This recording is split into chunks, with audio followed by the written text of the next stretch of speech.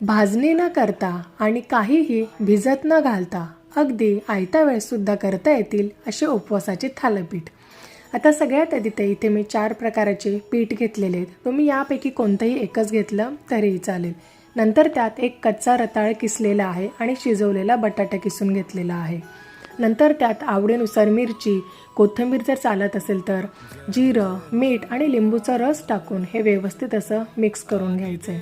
आणि यात आवश्यकतेनुसार पाणी टाकून थोडंसं सैलसर असं पीठ भिजवून घ्यायचं आहे, जेणेकरून आपल्याला थालीपीठ थापता येईल इतपत. आता इथे मी बटर पेपरवर हे थालीपीठ थापणार आहे. तुम्ही कॉटनच्या कपड्यावर थापलं तरीही चालेल. ते ओलं करून आणि त्यावर हे थालीपीठ थापून घ्यायचे. आता थापताना मी अशा प्रकारे थोडासा पाण्याचा वापर करून हे थापून घेणार आहे आणि अशा प्रकारे आपलं थालीपीठ आता थापून घेतलेलं आहे.